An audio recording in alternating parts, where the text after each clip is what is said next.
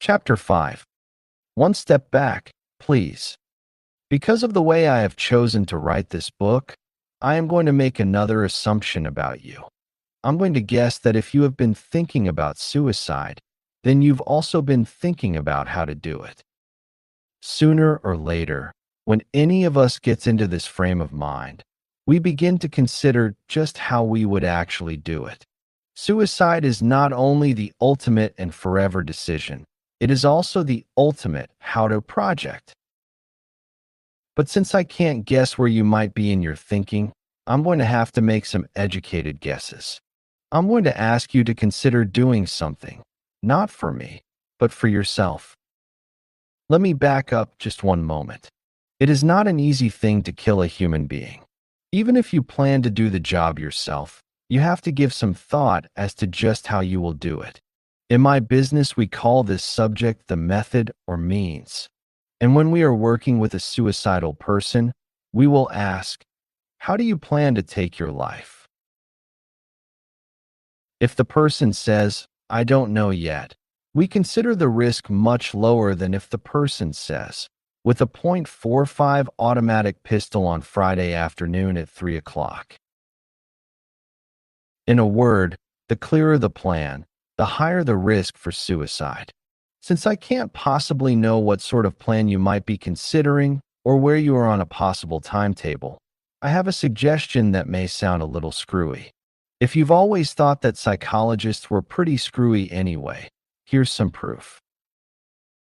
What I want to ask you to do, at least for now, is to take one little step back from the suicide decision. This doesn't mean you can't go ahead later, but for now, for today at least, take one small step back from the brink. You can flush those pills you've been saving down the toilet, or give your gun to a friend, or throw the razor blades out, or stop going to a high bridge or building while you try to think things through. In a word, do whatever you need to do to reduce the availability of the means by which you might want to take your life. The reason I ask you to do this is simple.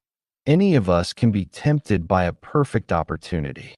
I know that when we are confused or unhappy or angry, it is even more difficult to resist temptation, and so, if we put what is tempting us out of sight or out of reach, it is as if we have put a bit of time between us and our impulses.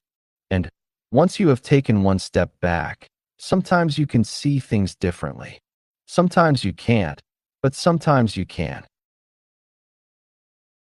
From talking with many people who have tried to kill themselves, I know that once a suicidal person puts a plan in motion, it is sometimes very difficult for him or her to stop the forward momentum.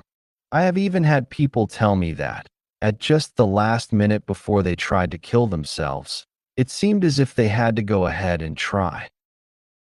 After all, one of them said, I'd gone so far I couldn't turn back.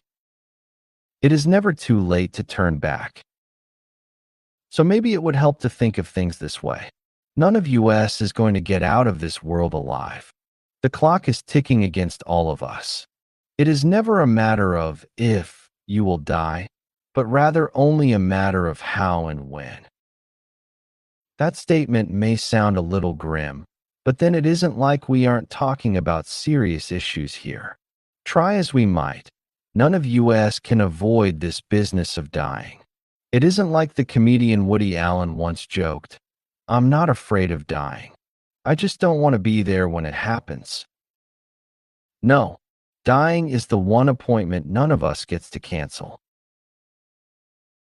Many people who are thinking about suicide have decided that, if they can control nothing else in their lives, at least they can take control of the how and when of their dying. This feeling of being in control is a good one, very much like the first time you learned to ride a bike without training wheels. And this sense of being in control of our own destiny is very important to us. So important that many people who take their own lives do so in order to reaffirm that, in fact, they are in control of at least something.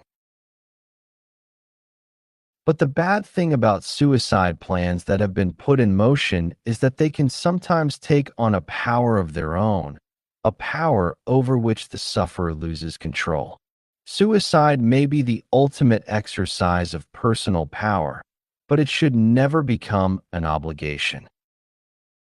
A young mother I knew once planned to kill herself on the same day of her daughter's death. Her teenage daughter had died of cancer the year before. The mother's husband had left her, and she had been miserable and unhappy and had wanted to die for several months. In her thinking about dying, she had decided it would be fitting and proper for her to die on the same day as her daughter. But as the day drew closer and her life took a turn for the better, she felt less and less like killing herself. "But I promised myself I would do it on the 14th, she said. And a promise is a promise. Luckily for her, she wasn't such a good promise keeper that she couldn't break at least this one. And there was something else to this story. In the woman's private plans to end her life, she had promised her dead daughter she would join her on the 14th. When we talked this through, it turned out that when the lady put herself in her daughter's shoes, in fact, the daughter would not have wanted her to die.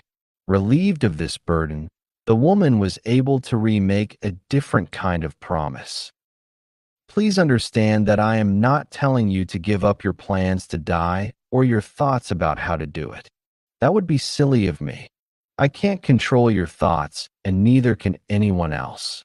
All I am asking is that you back up a bit.